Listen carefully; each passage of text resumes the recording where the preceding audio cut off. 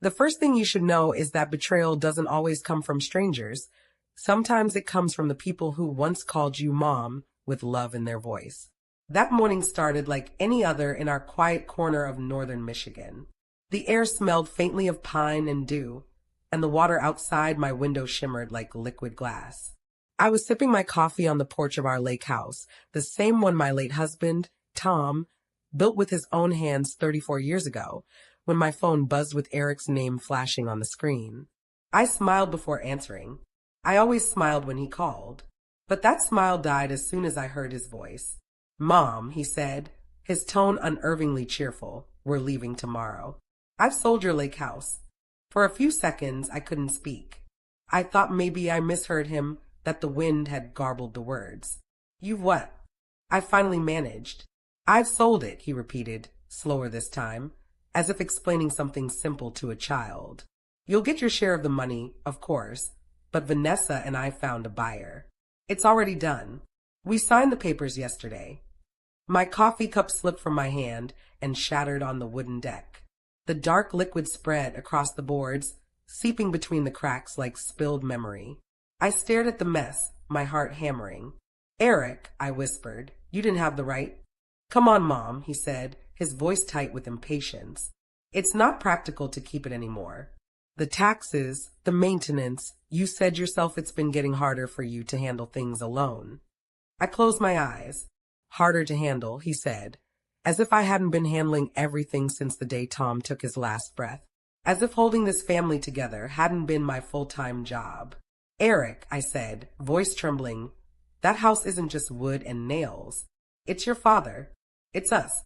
He sighed, that long, dismissive sigh that said he was done listening. "Look, Mom, Vanessa and I made the best decision for everyone. We'll swing by tomorrow to help you pack." The line went dead. I sat there for a long time, staring at the lake that mirrored the morning sun. The same lake where Eric learned to fish at age 6. The same dock where Tom and I danced barefoot one summer night when we thought no one was watching. The same porch where I tucked my son under a blanket during thunderstorms and whispered that everything would always be okay. And now he'd sold it, our sanctuary, without even asking me. The truth? I didn't even cry. I thought I would. But there was something colder than sadness sitting inside me. Something still and sharp and deliberate. It was the first time in 5 years that I felt awake. I stood up, brushing coffee from my palms, and looked out at the horizon. "That house is mine," I said aloud. "And you have no idea what you've done." Because what Eric and Vanessa didn't realize was that the lake house they'd just sold wasn't exactly what they thought it was. It takes hours to write, edit, and record stories like this one. Stories pulled from the heart and polished until they feel real enough to touch. So if you're enjoying where this is headed, please take a second to subscribe. It's free for you, but it means the world to creators like me who pour time, coffee, and tears into every story. When Eric hung up that phone, he thought the matter was settled. But as I stood on that porch with the morning light breaking through the trees, something inside me shifted. Maybe grief hardens into steel after a while. Maybe love, when twisted long enough, turns into resolve. Either way, I made myself a promise that morning. They would regret underestimating me. Because I wasn't just Tom's widow anymore. I was a woman with nothing left to lose, and that made me dangerous. If you were in my shoes, would you just accept what your child did, or would you fight back like I did? Let me know in the comments. I barely slept that night. Every creak of the house sounded louder than usual, like the lake itself was holding its breath with me. I sat by the old stone fireplace, the same one Tom built, running my fingers over the carved initials in the mantel. T+M equals forever. I remember teasing him about it back then, saying it looked like something a teenager would carve at a rest stop. He just smiled and said, "Then maybe we'll always feel young here." Now his forever was gone. Or at least that's what Eric thought. Because what my son and his picture-perfect wife didn't realize was that this house wasn't just mine sentimentally, it was mine legally. And not in the way they imagined. See, when Tom passed, he left everything to me. Every cent, every piece of land. But before he died, we'd done something smart, something that came from years of his meticulous planning and my insistence on keeping things in the family. We placed the lake house in a revocable living trust with me as the sole trustee. And here's the kicker. Any sale of that property required my notarized signature. So, when Eric said he had already sold it, I knew something was wrong. Seriously wrong. By sunrise, I was in my car heading toward downtown Traverse City, Michigan, the nearest place with a county records office. The drive took about an hour, long enough for my anger to settle into a strange, cold calm. When I arrived, the clerk at the counter, a kind woman named Sharon, pulled up the records. She said, adjusting her glasses. Yes, there was a deed transfer filed yesterday. Buyer is a company called Silver Point Holdings. But she frowned, squinting at the screen. This isn't your signature. I leaned closer. Can you print that for me? She nodded and handed me the page. My hand shook, but not from fear. From rage. The signature was a sloppy forgery. It looked like someone had tried to imitate my cursive, but it was too rounded, too neat. My real signature had the tremor of someone who'd lived, loved, and lost. This one looked like something written off a check sample. Sharon gave me a sympathetic look. You might want to talk to an attorney, ma'am. Oh, I will, I said softly.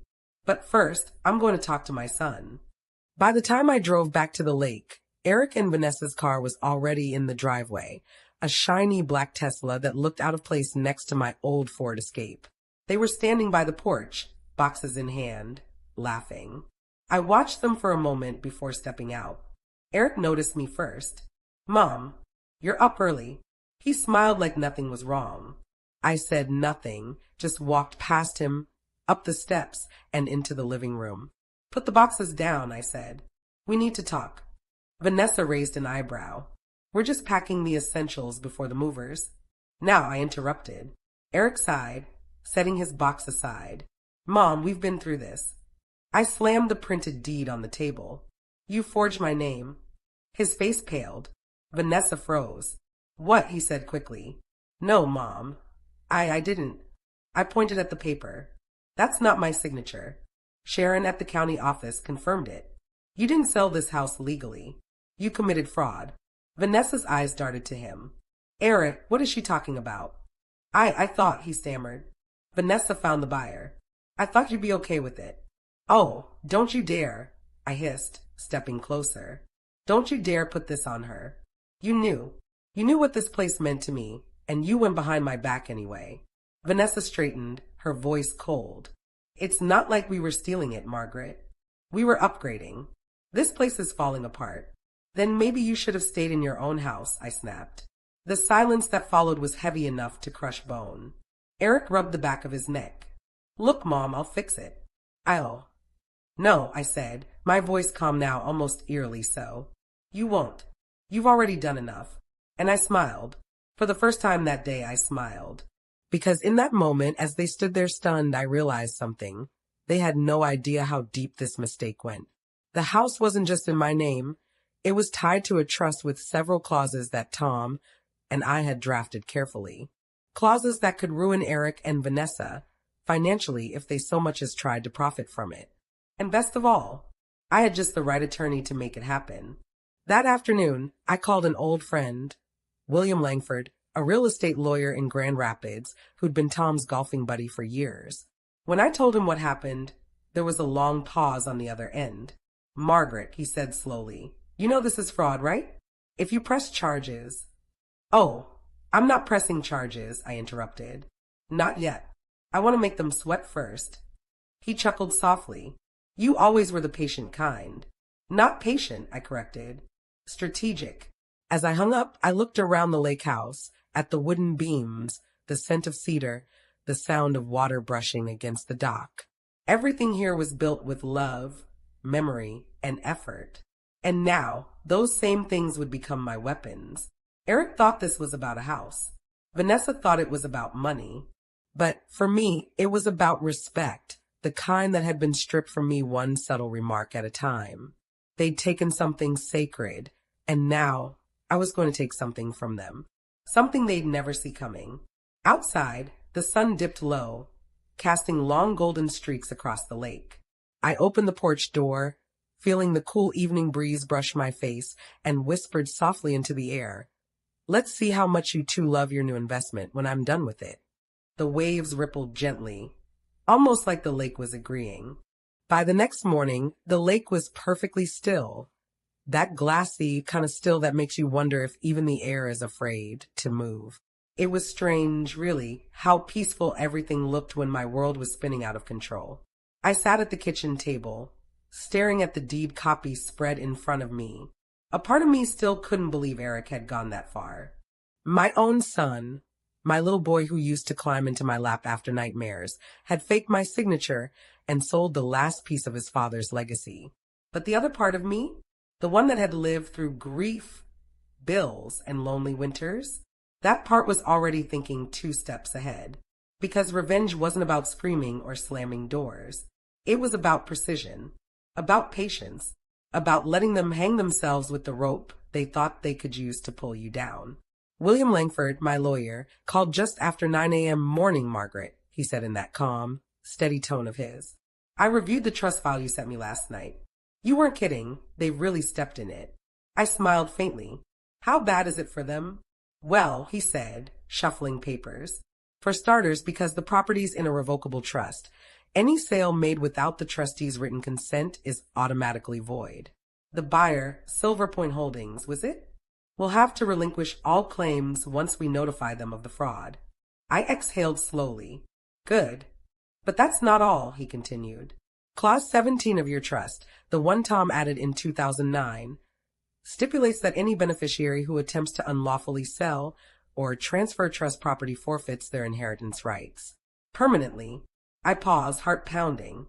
"So, Eric would lose everything," he finished. "His share of your estate, your accounts, any future assets. Gone." For a moment, I couldn't speak. I wanted to feel triumphant, but the truth was, a small part of me still hurt. It wasn't supposed to come to this. William must have sensed my silence. "Margaret," he said gently, "you don't have to push that clause right away. There are ways to leverage it first." "Leverage," I repeated, almost tasting the word. "You mean scare him?" "Exactly." By noon, I had a plan, or at least the skeleton of one. Step 1. Let Eric and Vanessa think I was clueless about the legal side. Let them relax. Step 2. Quietly inform Silver Point Holdings that the sale they'd made was fraudulent, but hold off on filing a claim. Let the buyers start panicking and turning the heat back on Eric. Step 3. Use that pressure and the inheritance clause to watch Eric's perfect little life crumble. And step 4? That one I was still figuring out. Because I didn't just want them to lose. I wanted them to understand. That afternoon, I called Silver Point Holdings. A man named Peter Caldwell answered, his voice clipped and impatient. "Silver Point Holdings, this is Caldwell." "Good afternoon, Mr. Caldwell," I said, keeping my voice polite. "My name is Margaret Halston. I believe your company recently purchased a property on Crystal Lake, the Halston Lake House." "Yes, ma'am," he said, distracted. "Closing was yesterday. We're planning to start renovations next week." "I see," I said smoothly. "Then you should probably know. You bought a property through fraudulent representation. The sale is void. The signature on your deed is a forgery." Silence.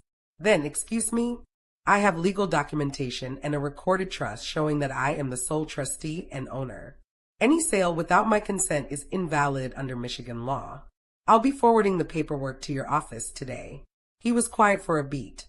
Then his tone changed, less dismissive now. "Mrs. Halston, I think we need to set up a meeting." "I think so too," I said and hung up. By the time Eric and Vanessa came back that evening, probably to check on my packing progress, I was ready. Eric tried to act casual. "Hey, Mom," he said, stepping through the door. "We were thinking maybe we could take you to dinner tonight. You know, make up for how this week started off." "How thoughtful," I said. "Why don't you both sit down first?" Vanessa frowned. "We really don't have time." "Sit," I said again, sharper this time. They sat. I placed a folder on the table, thick with documents, trust papers, and the printed email confirmation from Silver Point Holdings acknowledging receipt of my claim. Eric's eyes darted nervously. What's this? This, I said, tapping the folder, is proof that you forged my signature, sold a house you didn't own, and committed felony real estate fraud in the state of Michigan. Vanessa went pale. Felony? Oh yes, I said sweetly. Up to 10 years in prison, actually. But don't worry, I haven't filed charges. Yet. Eric swallowed hard. Mom, here's what's going to happen, I interrupted. You're going to call Silver Point Holdings first thing tomorrow and tell them the sale is void. You'll apologize. Then, you're going to stay far away from this property. No packing. No movers. No pretending you know what's best for me. He clenched his jaw. You're blackmailing me? I tilted my head. Blackmail is such an ugly word. I prefer parental correction. Vanessa stood up, face flushed. You can't just... Oh, I can, I said quietly. Because unlike you two, I know exactly how this trust works. And if I invoke Clause 17, Eric forfeits every cent of his inheritance, including the money you've both been using for that shiny Tesla and your new condo in Chicago. That shut her up. Eric looked at me, angry, humiliated, cornered. You wouldn't, he said. Try me. The silence between us stretched long and heavy. Finally, he muttered, fine. We'll fix it. Good, I said, rising from the table. Now get out of my house. When their car disappeared down the gravel road, I sank into Tom's old armchair and let out a long breath. My hands were trembling again, not from fear this time, but from the weight of control returning to me. I could almost hear Tom's voice in my head. You always were tougher than you looked, Mags. But even as the adrenaline faded, something else crept in, something quieter and more dangerous. I realized this wasn't just about punishing them. It was about reminding them who I was. The woman who built this family. The woman they'd underestimated. The woman they thought was too gentle to fight back. They'd mistaken kindness for weakness. And that was their biggest mistake. The next morning, William called again. How did it go? Better than expected, I said. They're terrified. Good. Keep them that way, he replied. I'll handle Silver Point legally. But if you want to twist the knife a little, I have an idea. Oh, I asked. Tom used to mention something about a second parcel attached to the trust, a small strip of shoreline registered under a separate deed. Still in your name, right? Yes, I said, remembering the narrow stretch of dock access that led to the boathouse. Well, Silver Point's renovation plans will require access through that parcel. Without your written permission, they can't even bring equipment in. I smiled slowly, meaning the new owners are about to have a very expensive problem. Exactly, William said. Let them find out the hard way. That night, as the sun bled red over the water, I sat outside with a glass of wine. The lake reflected every color like a mirror, crimson, gold, violet. I thought about how easily beauty can hide danger. Eric had always thought of me as predictable, the quiet mother who baked too much and forgave too easily. But he didn't understand that years of grief teach you more than sorrow. They teach you strategy. They teach you how to wait. And so I waited. Waited for Silver Point's call. Waited for Eric to realize the chain reaction he'd started. Waited for the first cracks to form in their perfect little world. Because soon, the fallout wouldn't just be legal, it would be personal. And I was ready for every second of it. The call came 3 days later, just as I was pulling a fresh pie from the oven. Mrs. Halston? The voice on the other end was tight, controlled, but I could hear the stress beneath it. This is Peter Caldwell from Silver Point Holdings. Ah, Mr. Caldwell, I said cheerfully, setting the pie on the counter. I was wondering when I'd hear from you again. Well, he said, clearing his throat, we've run into complications. It seems the deed we received wasn't valid. My legal team reviewed the documents you sent, and, frankly, we're considering pursuing legal action against the seller. By all means, I said. I encourage it. He hesitated.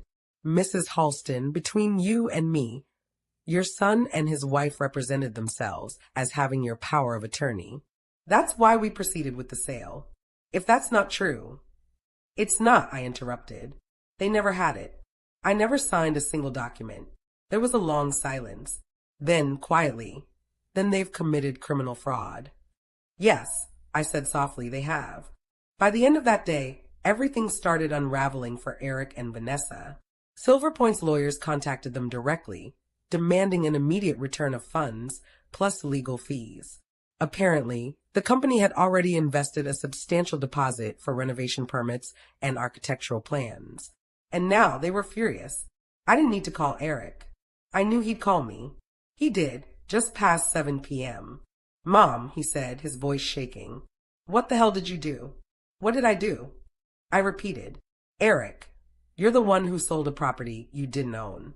"You told them," he shouted. "You went to Silver Point." "Of course I did. It's my house." He was silent for a long moment, breathing hard. Then, quietly, "They're threatening to sue me, Mom. For hundreds of thousands. I don't have that kind of money." "Oh, I'm aware," I said, letting just a trace of sympathy slip in. "Maybe Vanessa does. She always did like the finer things." He didn't answer. I could practically hear him grinding his teeth. "Mom," he said finally, "please. Help me." I almost laughed. Help me. The same son who'd looked me in the eye and told me he'd sold my home without permission was now begging. "I already helped you once," I said quietly. "When you were 6 and fell through the ice on this very lake. I pulled you out and kept you warm until the ambulance came. I told you then I'd always protect you. But that was when you were a boy. Now, you made your choices, Eric. You can live with them." And I hung up. Over the next few days, news of the sale spread. Small towns have a way of doing that. Traverse City might not be big, but word travels fast when a local family's name gets caught in something messy. By Friday, I was in the grocery store when I overheard 2 women whispering near the produce aisle. "Did you hear about the Halston boy?" one said. "Tried to sell his mother's property behind her back." "Disgraceful," the other murmured. "And his father was such a good man." I didn't say anything. I just smiled to myself and picked out a perfect Honeycrisp apple. Sometimes you don't need to shout your victories. They echo on their own. But while Eric's reputation started to sink, Vanessa's was taking a different kind of hit. She worked remotely for a real estate firm in Chicago. Ironically, the same industry she'd just committed fraud in. William, ever the strategist, had quietly copied her company's compliance department on one of the emails to Silver Point's legal team. Just in case, he'd said. By Monday morning, she was placed on administrative leave. Eric called again that night. This time, his tone wasn't angry, it was desperate. "Mom, please," he said. "Vanessa's losing her job. We might get sued. We can't pay all this back." I leaned back in my chair, watching the lake shimmer under the moonlight. "I warned you, Eric. You didn't listen." I know, he said quickly. "I messed up. I thought you'd be proud of me. You always said Dad handled everything, that you wanted me to take more responsibility. I was trying to help." I blinked. For a second, just a second, the little boy I'd raised peeked through the mess he'd made. But then I remembered Vanessa's smug smile, her dismissive tone, her constant talk about modern investments and financial vision. "No," I said quietly. "You weren't trying to help. You were trying to replace me." He started to cry. I didn't say anything. Sometimes silence hurts more than words ever could. A week passed. Silver Point froze the transaction, and their attorneys started preparing a lawsuit. Not against me, but against them. The buyers wanted damages, interest, legal fees, everything. Meanwhile, the trust clause William mentioned was about to come into play. He called me one morning while I was trimming the roses by the porch. "It's time," he said. "You mean?" "Yes, the inheritance clause. We'll notify them formally. It'll hit their inboxes by noon." I felt a pang of guilt, brief and sharp, but it faded as quickly as it came. Some lessons needed to hurt. By 12:03 p.m., both Eric and Vanessa had officially forfeited any rights to my estate. It was done. That evening, the phone rang again. Eric, of course. "Mom," he said hoarsely, you took everything from me." I stared out the window, the lake glistening with sunset light. "No, Eric. You took everything from yourself." He didn't respond, just breathed shakily into the phone before whispering, "Vanessa left." I froze. "She said she can't handle this," he continued. "She's gone back to Chicago. I'm staying at a friend's place in town." For the first time in weeks, my heart softened, not enough to forgive, but enough to ache. I'm sorry it came to this, I said quietly. Yeah, he said bitterly. Me too. Then the line went dead again. I walked out to the dock after that, the boards creaking under my feet. The water was calm, the same deep blue it always was when Tom and I would sit here, fishing poles resting against our knees. I could almost hear him now, his gentle laugh, the warmth of his hand on mine. You did what you had to, Mags, he'd say. He'll learn someday. But the truth was, I wasn't sure I wanted him to learn, because learning implied reconciliation, and I wasn't ready for that. That night, I uploaded a post to a small online community I'd been part of for years, one for widows who share their experiences rebuilding after loss. I titled it, My Son Sold Our Family Home Without Asking. So I taught him what ownership really means. I didn't expect much, but the next morning, I woke up to hundreds of comments. People from all over were telling me how strong I was, how they'd faced similar betrayals by children, siblings, spouses, how they'd stayed quiet when they should have fought back. It felt powerful, like my story wasn't just revenge anymore, it was a warning. 2 weeks later, Vanessa's name appeared in a local paper, a short column in the business section titled, Former Realtor Investigated for Fraudulent Listings. She wasn't arrested. She wasn't charged. But her credibility? Gone. And that's what really hurt people like her, not the loss of money, but the loss of image. I folded the paper neatly and set it aside. Then I went out to the dock with my coffee and watched the morning fog roll across the lake. The quiet was almost too perfect. But peace is fragile, because just when I thought it was over, I heard the crunch of tires on gravel. A car was pulling up the drive. When I turned, I saw her, Vanessa, stepping out of a gray rental sedan, wearing sunglasses and a white coat far too clean for the dirt road she was on. She walked toward the porch slowly, chin high, eyes unreadable. Margaret, she said coolly, we need to talk. I set my coffee down. Do we? Yes, she said, because I'm not leaving until you hear me out. I crossed my arms. You've got 5 minutes.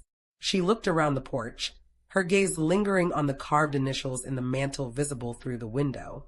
You really think you've won, don't you? I didn't answer. You ruined me, she said, her voice trembling now. You made sure I lost everything, my job, my reputation, my marriage. I met her eyes. You did that all by yourself. I love this family, she said suddenly, voice breaking.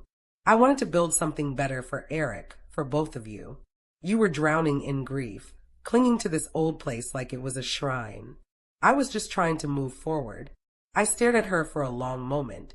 For the first time, I saw not arrogance, but something else. Fear, exhaustion, maybe even regret. But then she added, and you know what? I still could have saved it all if you hadn't interfered. And just like that, my sympathy evaporated. You think destroying memories is saving something? I asked quietly. You think selling the only thing that tied us to the man who built this family was your idea of love? She didn't respond. I took a step closer. You played with fire, Vanessa, and fire has a way of burning back. Then I turned and walked inside, closing the door behind me. Through the glass, I saw her standing there for a long moment, shoulders shaking, before finally walking back to her car. When the engine faded down the road, I whispered to the empty air, you should have stayed gone. That night, I recorded the next part of my story for my listeners. I didn't sugarcoat it, the lies, the manipulations, the pain of watching your own family fall apart. And yes, I'll say it again, this story takes hours to write, record, and produce. If you're still following this journey, please subscribe or leave a like. It's free for you, but it truly helps me keep going when the writing nights get long and the memories get heavy. But little did I know, Vanessa wasn't finished. Because the very next day, I received something even worse than a letter. A summons. She was suing me for defamation. And that's when I realized this wasn't over. It was just beginning. When I first held the envelope, my hands didn't even shake. I'd half expected it, the lawsuit, the retaliation, the final desperate swing of a woman who'd already lost everything. But as I read the words plaintiff, Vanessa Lane versus defendant, Margaret Halston, something inside me went cold. Defamation, emotional distress, intentional interference with professional reputation. I actually laughed out loud. Not because it was funny, because it was pathetic. Vanessa was accusing me of ruining her life, as if she hadn't tortured herself with greed and arrogance, as if I'd forced her to forge a signature, manipulate a sale, and lie to my son. But this was Vanessa's last move. When cornered, make yourself the victim. I called William as soon as I finished reading. She's suing me, I said. I figured she might, he replied calmly. Let me guess. Defamation and emotional distress? Yes. How did you? She's predictable, he said. And desperate people always swing wild before they fall. He asked me to send over the paperwork, which I did. By the next morning, he'd already filed for dismissal and prepared a counterclaim. Margaret, he told me, I'm not just going to defend you. I'm going to make sure she regrets ever putting your name on legal paper again. I believed him. The court hearing was scheduled for mid-November in Grand Traverse County, a small courtroom where everyone knew everyone else. By the time we arrived, half the town already knew something was brewing. Vanessa showed up looking like she was auditioning for a courtroom drama, sleek black suit, red lipstick, chin high. I could see the cracks, though. The nervous twitch in her jaw. The way her hands fidgeted when she thought no one was watching. Eric wasn't with her. I wondered if she'd even told him. William leaned close. Remember, he whispered, don't speak unless the judge asks you to. I've got this. I nodded, folding my hands.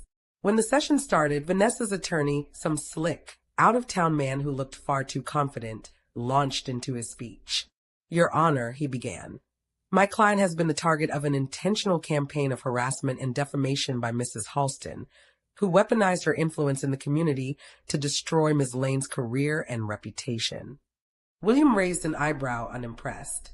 When it was his turn, he stood slowly, buttoned his jacket, and said, Your Honor, my client is a 70-year-old widow whose only so-called campaign was defending her legal property from a fraudulent sale perpetrated by the plaintiff herself. He held up copies of the forged deed, Silver Point's legal letter, and a notarized affidavit from the county records clerk. The plaintiff, William continued, committed fraud, cost multiple parties thousands of dollars, and now seeks to profit from her own misconduct by blaming the victim. We're filing a motion for immediate dismissal and a counterclaim for harassment. The courtroom was silent. Even the judge looked taken aback. Vanessa's lawyer tried to recover. That's irrelevant to the defamation claim. William cut him off. It's directly relevant. The supposed defamatory statements were truthful, and under Michigan law, truth is an absolute defense. Vanessa's face flushed red. I didn't smile, but I wanted to. The judge didn't dismiss the case right then, but he scheduled a second hearing for a presentation of evidence. I knew that was bad news for Vanessa, because William had plenty of it. That night, I sat on the porch, watching the moon shimmer across the lake, and thought about how strange it was to be here, fighting a legal war against someone who had once called me Mom. Tom would have hated all of this. He believed in fairness and quiet dignity. But I also knew that if he'd been alive, he would have stood right beside me, arm around my shoulder, whispering, Don't you let them take what's yours, Mags. So I wouldn't. Over the next few weeks, William gathered everything, text messages, emails, property documents, even recorded phone calls from Silver Point verifying Vanessa's deception. He was methodical, relentless, surgical. Meanwhile, I focused on the house. I sanded the dock rails, polished the old banister, fixed the wobbly porch step Tom used to trip over every summer. There was something healing about it, like every repair was reclaiming a piece of peace.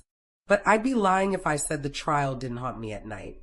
There were moments, late, quiet ones, when I wondered if I'd gone too far.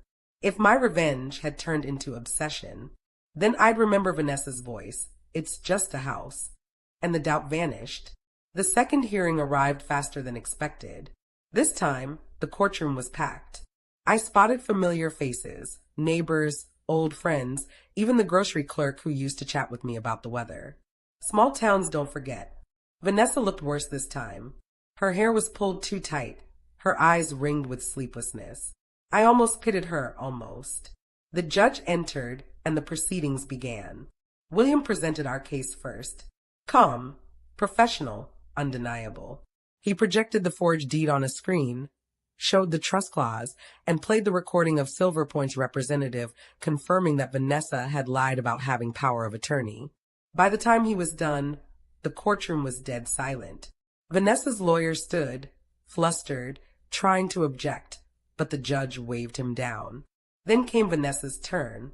She stood, voice trembling, and said, "I made mistakes, but I never meant to hurt anyone.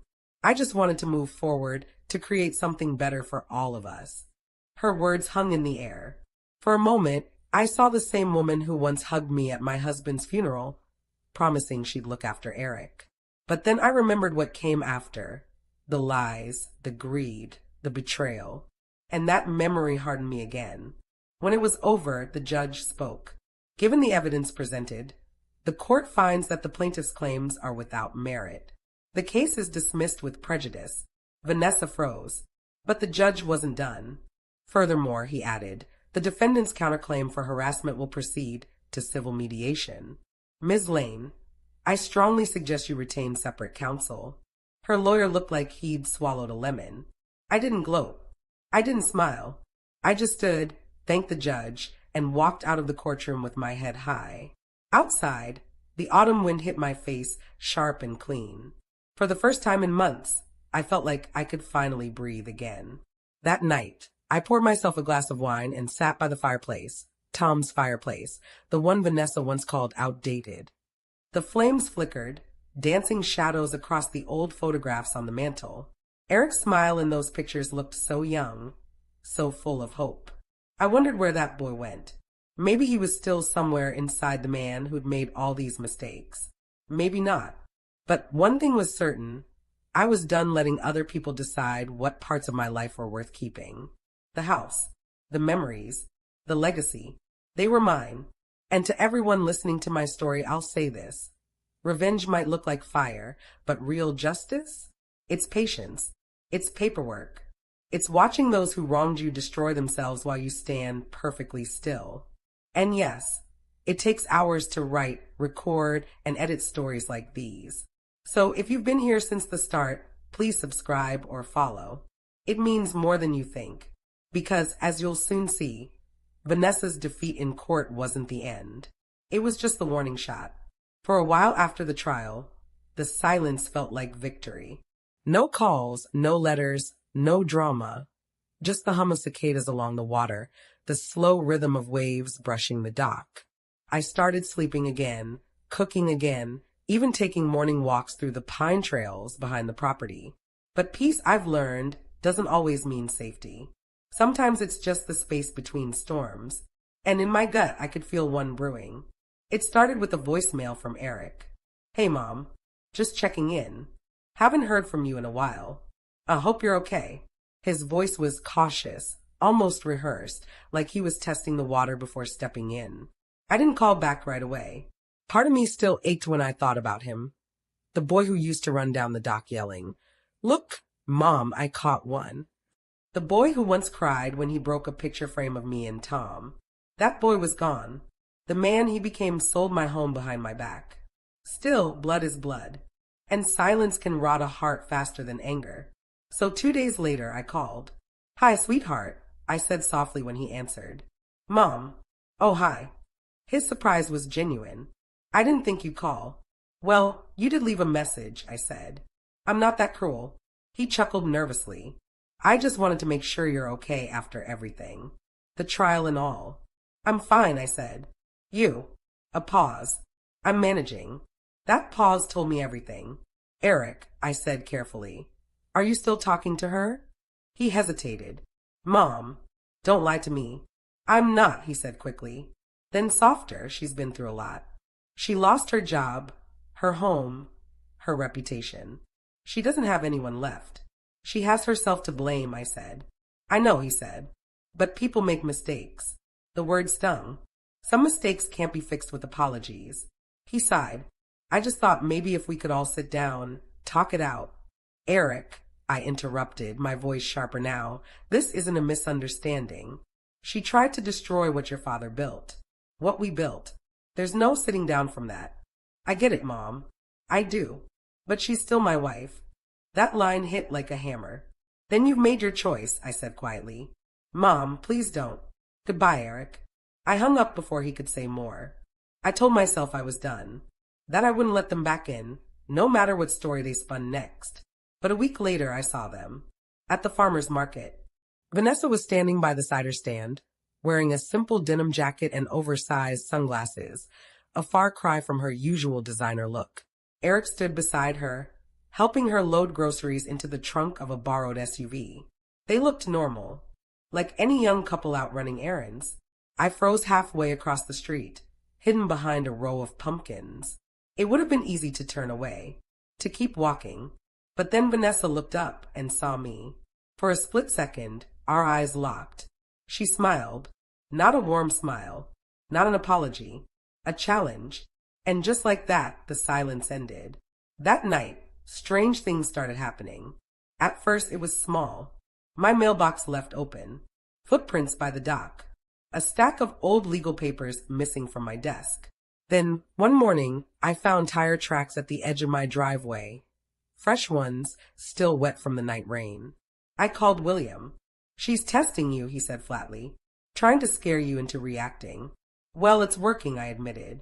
I can't sleep knowing she's lurking around here.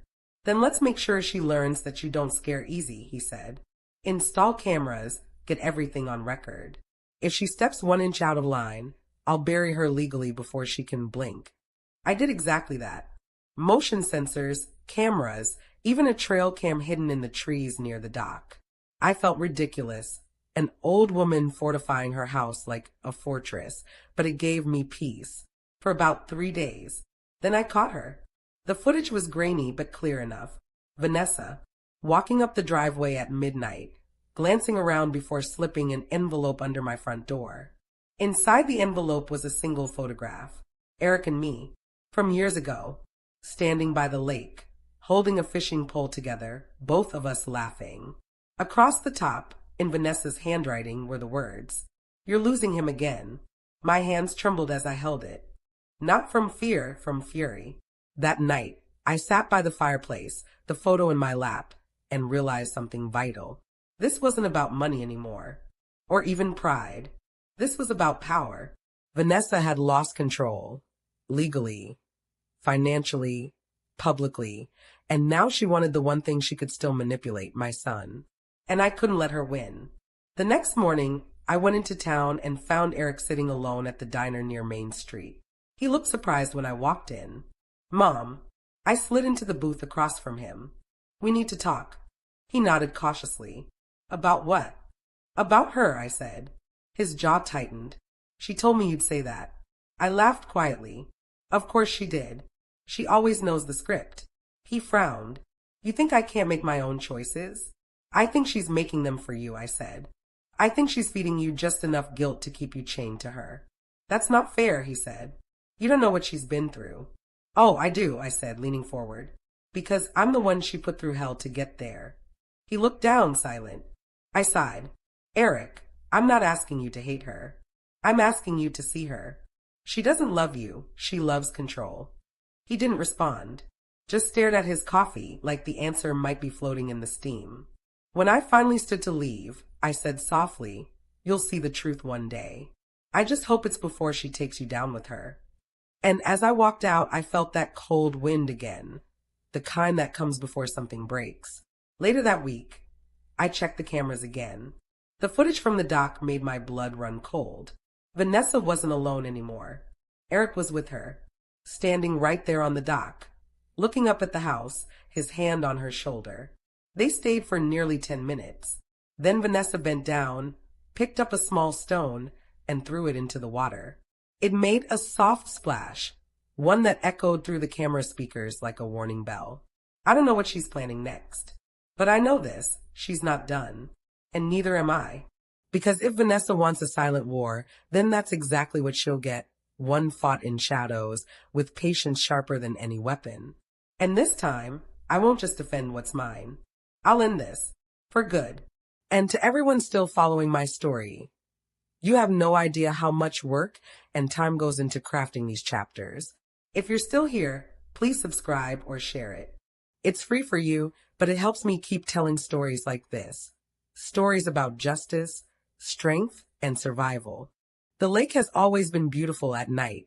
Silver lights spilling across the water, the smell of pine and damp earth, the hum of crickets in the dark. But beauty can be deceptive. It hides the monsters waiting beneath the surface. And that night, the lake was hiding something, or rather, someone. It started with the motion alert on my phone. 12:41 a.m., front driveway sensor activated. At first, I thought it was a raccoon or maybe a stray deer. But when I opened the live camera feed, I saw headlights flicker between the trees. A car. And not just any car, Eric's old Toyota. My pulse quickened. I turned up the volume, and the faint crunch of gravel came through the speaker. Then, the passenger door opened. Vanessa stepped out. For a moment, I froze, just staring at the glowing phone screen. I didn't want to believe it. After everything, the lies, the lawsuit, the humiliation, they were back. I slipped on my robe, grabbed my flashlight, and stepped quietly onto the porch. The air was sharp with cold, my breath visible in the moonlight. From the porch, I could see them down by the dock, silhouettes against the water. Eric stood at the edge, hands in his pockets. Vanessa beside him, gesturing toward the house. I couldn't hear their words, but I didn't need to. I knew that look on her face. It was the same one she wore the day she told me the lake house was wasted potential. That calculating gleam. The kind that meant trouble. I didn't want to startle them, not yet. So I stepped back into the shadows of the porch, keeping low. Vanessa bent down, pointing at the dock. Eric shook his head, clearly agitated. She said something, grabbed his hand, and started walking up the slope toward the house. That's when I moved. I stepped out from the shadows, flashlight beam cutting through the dark. Don't take another step. They both froze. Eric turned first, eyes wide. Mom, wait. Don't, I snapped. My voice didn't sound like mine anymore. It was low, sharp, the kind of voice that comes from the gut. You don't belong here. Vanessa straightened, that familiar smirk already creeping back. We just came to talk. Talk, I said. At 1 a.m? Eric stepped forward cautiously. Mom, please. Vanessa just wanted to. I cut him off. You brought her here, Eric. After everything. After she tried to ruin us. She didn't ruin us, he shouted. You did. You turned everyone against her, against me. Because she deserved it. The words tore out before I could stop them. Vanessa crossed her arms, cold and steady. This house isn't sacred, Margaret. It's a piece of property sitting on valuable land. You're clinging to ghosts. I stepped closer, flashlight shaking in my hand. Those ghosts built this family. That man you married wouldn't even exist without the life built in this house. She laughed, soft, cruel. You mean the man who ran to me, because his mother never stopped treating him like a little boy? Eric's jaw tightened. Vanessa. No, I said sharply. Let her speak. Go on, Vanessa. Tell me how manipulating my son and stealing my husband's legacy makes you the victim. Her smile faltered for the first time. You think I'm the monster, but you're the one poisoning him against me. Poisoning him? I stepped closer, lowering my voice. He sold his soul for you, and you're still hungry. For a long moment, no one spoke. The only sound was the lapping of the water and the wind rustling through the pines. Then, Vanessa said quietly, You can't keep him from me. That was it. The last straw. I dropped the flashlight beam to the ground between us. You want him? Take him. But you'll never touch this house again. Eric looked torn, glancing between us like a child caught between two storms. Mom. No, I said, voice breaking now. I gave you everything. I lost your father, I lost my peace, and I still tried to love you. But this is where I draw the line. He looked at Vanessa, then back at me. Maybe she's right, he whispered. Something inside me cracked. About what? That this house is just wood and memories. Maybe holding on to it is keeping us all stuck. The air left my lungs. Get out, I said quietly. Mom. Get out. Vanessa grabbed his arm, whispering something I couldn't hear, and they started backing away toward the car. When the headlights finally disappeared down the road, I stood there for a long time, the flashlight dimming in my hand. Then I realized the camera had caught everything. Every word. every accusation, every threat. And that meant one thing. I had proof. By the next morning, William had a copy of the footage. He watched it twice before looking up. "This is harassment," he said flatly, "and trespassing. I can file an injunction within 24 hours. "Do it," I said. He nodded. "You sure you want to go through with this? It'll make things ugly." I met his eyes. "It's already ugly." He didn't argue. That afternoon, a deputy came by to take my statement. As I showed in the video, he frowned. "She came onto your property after dark, and you have a prior court history with her. That's enough for a restraining order. Make it permanent," I said. He gave me a small, sympathetic nod. "You've got courage, ma'am." I smiled faintly. "No, I've got experience." That night, I walked down to the dock again. The moonlight shimmered across the ripples, just like it did the night Tom proposed here all those years ago. I could almost hear his voice. "You've always been the strong one, Mags." Maybe I was. But strength, I realized, doesn't mean not breaking. It means breaking and still standing up anyway. I looked up at the house, the old cedar siding glowing faintly under the porch light, and whispered, "I'm not losing you too." Then I turned off the light, locked the door, and left the past outside. Because from that night on, it wasn't about revenge anymore. It was about survival. And the next move would be mine. If you've been following this story, take a second to subscribe or leave a like. These chapters take hours to craft, and your support means the world, especially as we head into the final, most emotional stretch of this story. For 3 days after the confrontation, the house was silent. No calls, no cars on the gravel, not even the faint sound of loons from the lake. It was like the entire world had taken a breath and was holding it. I thought maybe, just maybe, they were gone for good. Until the knock came. It was late afternoon, the kind of golden light that makes the lake look like liquid fire. I was upstairs folding laundry when I heard it. 3 short knocks on the front door. I froze, heart racing. The cameras hadn't alerted me, which meant whoever it was had parked down the road and walked up. I went to the window and peeked through the curtain. Eric. He was standing there alone, hands in his jacket pockets, looking smaller than I'd seen him in years. The wind tugged at his hair. He looked like a boy again. I hesitated before going down. My instinct screamed to keep the door locked. But a mother's heart doesn't listen to instincts when her child's outside in the cold. I opened the door just enough to see his face. "Hi, Mom," he said softly. For a moment, neither of us spoke. Then I stepped aside. "Come in." He walked into the living room like he was stepping into a church, quiet, cautious, eyes wandering over the framed photos and the glow from the fireplace. "Smells the same," he said, almost to himself. "It's a house, Eric," I said. "Not a time machine." He nodded, rubbing the back of his neck. "Yeah, I guess so." I poured him some tea, old habits, and we sat across from each other. He looked exhausted. There were dark circles under his eyes. His shoulders slumped. Finally, I said, "Why are you here?" He looked down at his hands. "To tell you the truth." I didn't respond right away. Just waited. "She lied to me," he said finally. My chest tightened. "About what?" He swallowed hard. "About the house. About why she wanted to sell it." I leaned forward. "Go on."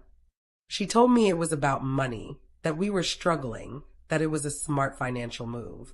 But after everything fell apart, I started going through some of her files." His voice trembled. "She wasn't planning to sell it to pay off our debts, Mom. She was planning to leverage it as collateral for a private investment firm in Chicago." I blinked. "What kind of investment?" He looked sick. "Property flipping. Except the properties were fake. She was running a side scheme, falsifying real estate holdings to secure startup funding. She wanted to use the lake house as her proof of assets." The room felt suddenly colder. "She said she'd make it right," he whispered. "That once the deal closed, she'd pay everything back and we'd be rich." But it was all a lie. The investors started threatening her when they realized the paperwork didn't match. That's when she tried to sell the house for real, to cover the gap. I stared at him, unable to speak. It wasn't greed. It wasn't pride. It was fraud and desperation. "Why are you telling me this now?" I asked quietly. He took a long breath. "Because I didn't know. I swear I didn't. I thought she just wanted a clean start." I thought you were the one clinging to the past. He met my eyes then, and for the first time in a long time, I saw the boy he used to be. I'm sorry, Mom, he said. I should have trusted you. Tears stung my eyes, but I blinked them away. What about her? Where is she now? He hesitated. Gone. She left 2 days ago. Said she needed space. Took what was left of our savings and disappeared. I exhaled slowly. So she runs again. He nodded. I guess she's good at that. For a long while, we just sat there, the fire crackling between us, the clock ticking softly. Eric, I said finally, you're not responsible for her lies, but you do have to take responsibility for your part in them. I know, he said quietly. I was stupid. I wanted to believe her so badly that I didn't see what she was doing. That's love, I said softly. Blind, messy, dangerous love. He laughed weakly. Guess I inherited that from you. I smiled faintly. You inherited your father's heart. You just forgot how to protect it. He looked down again, eyes glistening. Can you ever forgive me? I didn't answer right away. Forgiveness, I've learned, isn't a gift you hand out like candy. It's a door you unlock slowly, when you're sure the person on the other side won't burn the house down again. Finally, I said, maybe not today. But one day, if you keep showing up, maybe. He nodded, tears slipping down his cheeks. Thank you, he whispered. After he left, I sat alone by the window for a long time, watching his car disappear into the twilight. The lake was calm again, but my mind wasn't, because something about his story didn't sit right. If Vanessa was running from investors, she wouldn't just leave town quietly. She'd try to disappear completely or find another scapegoat. And I had a sinking feeling I knew who that might be. That night, as I locked the doors and turned off the lights, I found a small envelope slipped under the back door. My stomach dropped. Inside was a single note, handwritten in that same looping script. You think you've won, but you were never the target. He was. No signature, no return address, just those words. I stood there for a long time, the note trembling in my hand. Vanessa hadn't just been using the house. She'd been using Eric from the beginning, and now she was gone with his money, his trust, and maybe something worse. I called William first thing the next morning and told him everything. He sighed. This woman's not just dangerous, Margaret. She's clever. If she's running interstate fraud, she's already in the system. We can report it, but she'll vanish fast. Then we make it public, I said. Every lie, every scam. She wanted to destroy my legacy. I'll make sure she can't destroy his. He hesitated. You're serious? Dead serious, I said. This time, it's not about revenge. It's about ending her. That night, I recorded my story, every ugly truth, every lie she told, every piece of evidence we'd gathered. I didn't use her full name, but the details were enough for anyone to connect the dots. When I finished, I uploaded it. Within hours, it spread like wildfire. Comments flooded in. People who'd known someone just like her. People who'd been manipulated, lied to, used. For the first time, my pain became something powerful, something that helped others see their own worth again. And to everyone listening, I'll ask you this. If someone you loved betrayed you this deeply, could you forgive them? Would you fight back or walk away? Let me know in the comments, because as I soon found out, Vanessa wasn't finished with us yet, and her final move would change everything. It's strange how endings often begin in silence. A week after Eric's confession, the house felt unnervingly still. No messages, no new mail, no unexpected cars on the gravel drive. Just the soft whisper of wind through the pines and the occasional creak of floorboards beneath my slippers. But I knew better. Vanessa wasn't gone. Not yet. People like her never just vanish. They fade, wait, and strike when they think you've stopped watching. So I kept watching. 3 nights later, around 2 a.m, the sound came. Not loud. Just a faint click, like metal scraping against glass. I was downstairs instantly, flashlight in hand, heart pounding. The sound came from the den, the one room that still held my husband's old filing cabinet. I moved quietly, every step measured. Then I saw it. The window latch was loose. Someone had pried it open. I flicked on the light, and there she was, Vanessa, standing in the center of the room, pale and disheveled, clutching a folder.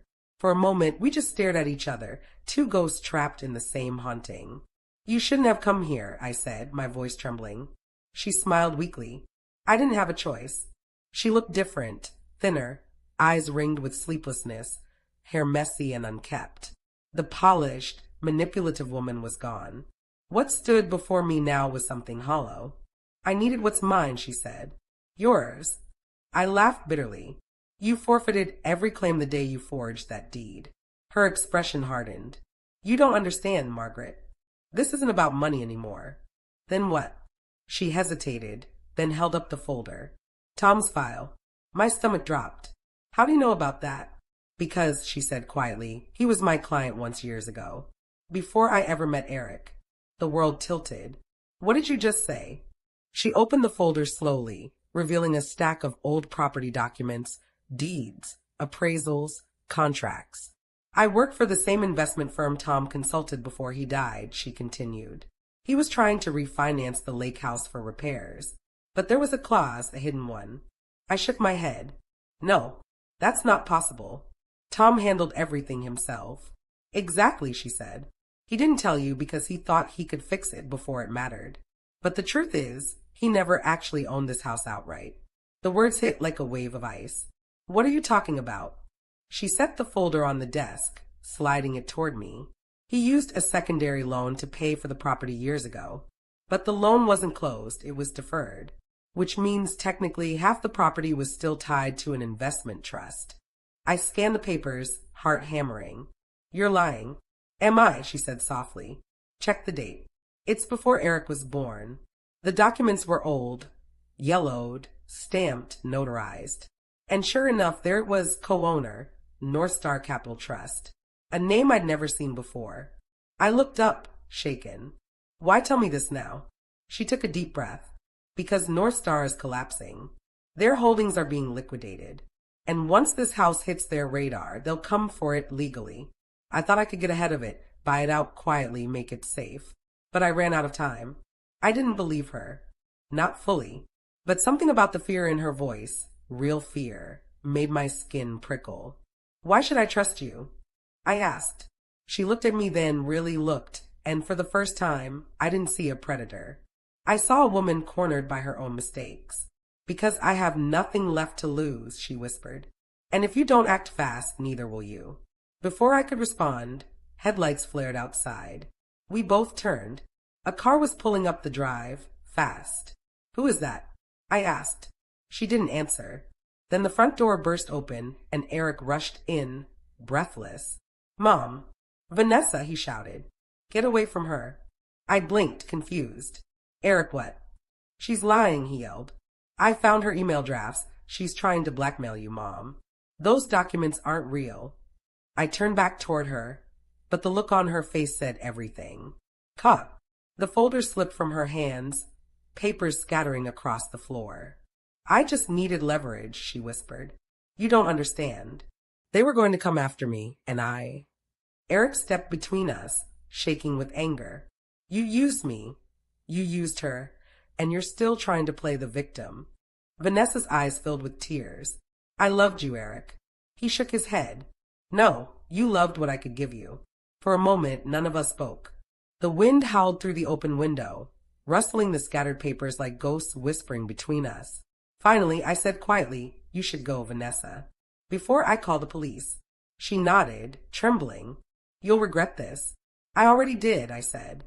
She turned, stumbling toward the door. Eric didn't follow. When the sound of her car finally faded into the distance, the house went still again, except for the soft sound of Eric crying. He sank into a chair, hands over his face. "I'm so sorry, Mom. I thought I could fix her. I thought love was enough." I knelt beside him, resting a hand on his shoulder. "Love isn't about fixing broken people, sweetheart. It's about knowing when to stop bleeding for them." He nodded through tears. We burned the fake documents that night. One by one, we fed them into the fireplace, watching the lies turn to ash. The air filled with the smell of paper and smoke. But for the first time in years, it didn't choke me. It freed me. When the last page curled into blackened dust, I looked at Eric. It's over, I said softly. He nodded. Yeah, it's over. The next morning, he packed a small bag and said he was leaving for Chicago. Not to chase her, but to start over. A new job, a new life, a clean slate.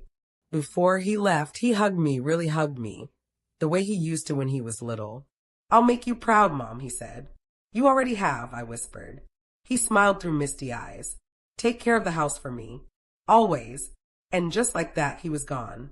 That evening, I sat on the porch as the sun dipped below the water. The lake was quiet again, still reflecting the golden sky. I thought of Tom, of his laughter, his steady hands, his quiet strength. You'd be proud of him, I said to the air. He finally learned what it means to fight for something worth keeping. The breeze rippled across the surface of the water, almost like an answer. I smiled, because for the first time, the house didn't feel like a relic anymore. It felt alive again, a home. And to everyone who's followed this story, thank you. Truly, it's taken hours of writing, recording, and reliving old pain to bring this tale to life. If you stayed until the end, please subscribe or share it. It costs nothing, but it means everything to me. Because this wasn't just a story about revenge. It was about love, the kind that survives betrayal, the kind that rebuilds from ashes, the kind that teaches you that some endings aren't destruction. They're rebirth.